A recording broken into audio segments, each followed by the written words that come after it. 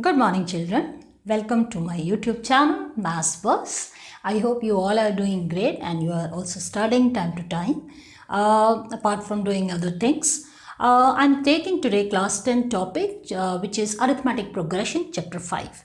As far as this topic is concerned, I have already started with, and in my previous video, this is we are just find out what is an AP, and AP is a term in which it's a pattern in which the other number is obtained by adding a constant number to the preceding term. And as far as this common term is concerned, this is called common difference, and it can be positive, it can be negative, and it can be zero also. Today in this topic, I will be taking the nth term of an AP. Before I start with nth term, let us recall what is an AP used to be. So arithmetic progression used to be where we used to have first term and we used to have common difference. Succeeding term used to be obtained by adding common difference to this. And same way we continue and we get the nth term. So how does this nth term come? Let me tell you, each term is denoted by some symbolic suffix, like A1 stands for the first term. So A1 is A. As you know, the next term is obtained by adding common difference to the preceding term. So this is A plus D. We can write this. So A3 is obtained by adding common difference to the preceding term, which is A2. So A plus D, this becomes A plus 2D. Same way A4. So A4 will be A plus 2D plus D, that is A plus 3D. So if you note the pattern is whenever this is second term, the term is 1 less. Same way when this is third term, this is 1 less. So the general idea when you find out the nth term, it means if it is n. So if you notice a pattern, if it is first term we have A and we don't have any common difference because we are getting the next term by adding the common difference. Second term is A plus 2 minus 1D. It means the multiple of D is 1 is short of the required term. Same way A3 is A plus 2D. This is 1 short of third term. A4 is 1 short of fourth term. So if we find out by observing the pattern, so nth term is going to be 1 short of the same term. So this is the formula for nth term. And at times if this nth term is also, we have the last term. Let's suppose let n be the last term. And I have taken the symbolic presentation. You can take m also. We can take any other suffix also. And this last term is also denoted by, and it is denoted by L. Okay. So if he says the last term is this, then you can take it L as well. Now in this exercise 5.2, we have innumerable type of questions like where we are finding a particular term, find out 10th term, find out 15th term, first question. Second question can be we have been given a term and AP has been given and we have been given the last term. He says which term is this, which number of term is this. Another can be you can be given the AP and he says and which term the APs are equal. So we have different type of questions. This exercise 5.2 is very interesting. So I'll take maximum questions which are of different types so that you can understand.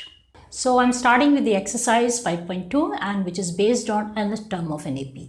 So here in question number 1, question 1, 2 and 3, they are very interesting question because they are of one marker. We have multiple choice question, we have fill-ups. So it's very interesting.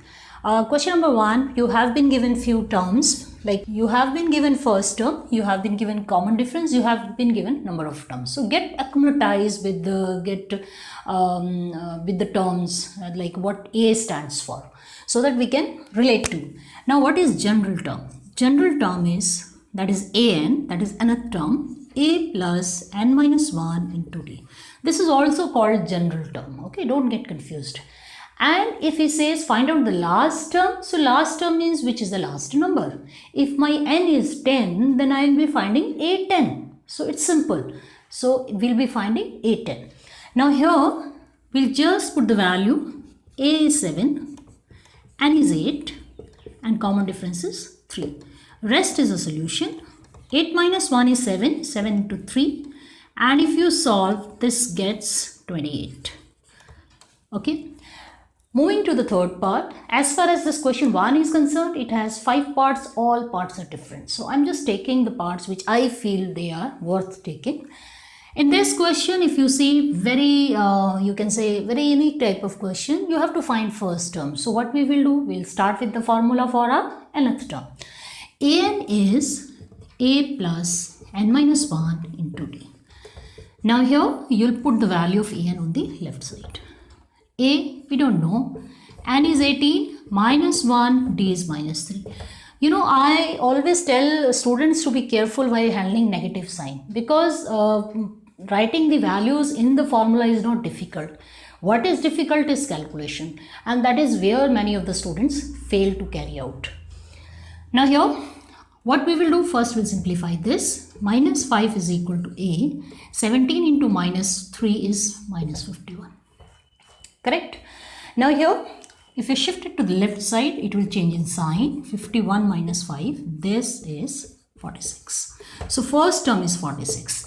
And you know, since the common difference is negative, that is the value, that is the reason our 18th term is negative. So this is, you can say, very understandable, very common. I'm taking question number 2. We have to find out, like there are 2 parts. Choose the correct choice in the following. You have been given a sequence and you have to find out the correct option. Now here, like they see question number 2, part 1, you have to find out the 30th term and your AP is this. So what we will do, simple. Here first term is very clear. What is first term? This is first term. Fine. How do we find common difference? Common difference is found out by taking the difference between 2 continuous terms. So you can label it. Now common difference is A2 minus A1. So this becomes 7 minus 10 is minus 3. Now what is our question? He is asking for the 30th term. So An is A plus n minus 1 into D. 30th term, n for 30. Wherever n is coming, we'll put 30 and you can put the respective value. A is 10. 29 into minus 3 and this becomes 10 minus 87, that is minus 77. You can try out second part all by yourself. And as far as question number 3 is concerned, I'll take 2 parts of these and then we'll move to the other questions. So we'll continue question number with question number 3, and in third question we have got 5 different parts, and I always tell my students, if you are able to carry out the question all by yourself, you have understood the concept, because we have different variety of questions, and even if I take all the questions, you may have any other question coming in the board. So you should understand how to solve. Just see, in question number 1, you have been given, out of 3 terms, you have been given 2 terms and he's asking for the middle term. So what we can do is, here, you can label it. Your first term is 2. Second term, we don't know. Third term is, what is the third term? Third term is A plus 2D. And if you don't know, put the value. An is A plus n minus 1 into D. So here A is 2. I'll just put 2. You can find the value of common difference. So common difference is, this comes out to be 12. So D is 12. So when your D is 12, you can easily find out your second term. This comes out 14. And if you substitute 14 in the second term, you can just see here 2 and 14, the common difference is 12, and if you add 12 to 14, you get third term. So hence verified. I take the second part here, if you see, it's again a good question, because out of 4 terms, 2 terms are given, 2 terms are missing. No problem. You can write A1 is missing, A2 is known, A3 is missing, A4 is known. A1 you will label as A. We don't know. A2 is A plus D. Okay. Third term I will not write, because third term I don't have. You can just write third term like this. Okay. Because we have to find out. Fourth term is A plus 3D.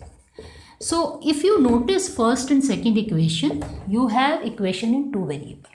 So our variables are a and d. We'll find out the value of a and d. Just see, a plus 3d is equal to 3 and a plus d is equal to 13. Change the sign. 2d is equal to minus 10, d is equal to minus 5. The moment you get a common difference d, you can find a, substitute anywhere. I can put here in second term, a plus d is 13, d is minus 5. So here a is 18. So it means my first term is 18. First term is found. What should be third term? Third term is a plus 2d. That is 18 plus 2 into minus 5. 18 minus 10, that is 8. And we can write the terms in a series in an AP so that we can verify our answer. Your A1 is 18 followed by 13, third term is 8 and this is 3. And if you notice, the gap is of 5. So what is happening? The second term is obtained or the next term is obtained by subtracting 5 to the preceding term. Hence, this is verified. So as far as question 4th is concerned, 4th and 5th they are similar. So I am just taking one part of question number 5, second part. So in second part, this is very interesting. Reason being, you have been given a sequence and you have to find which is this term or how many terms this AP has. I'll rewrite the question here. We have, this is question 5th. This is 18, 15 and a half, 13, minus 47. So, we'll write all the things that we have. A1 is 18 and A2 is, this is 31 upon 2. A3 also you can write, though it doesn't matter because main purpose is to find the common difference. And what is this? This is our AN. So, whenever we write the formula, we need A, we need N, we need D. And we have to find out. So, N we cannot, you can say N will remain as a variable. We can find out common difference. How do we find common difference? By subtracting the second term from the first term or third term from the second term. So, this is 31. So, if you take the difference, one thing is for sure, we are going to have negative common difference and this is minus 5. So, common difference has come. A I have, N I have to find N. Clear? So, here we'll just write An is A plus N minus 1 into D. An is minus 47, A is 18 and we have to find out D is minus 5.2. Shift it to the left, minus 47 minus 18. N minus 1 into minus 5.2. Now here, what is the difference? Now this comes out to be, we'll add because both are negative. So this is minus 65. And here I'll cancel minus because I just want to get rid of this. N minus 1, this is 65 into 2. The term will reciprocate on the other side.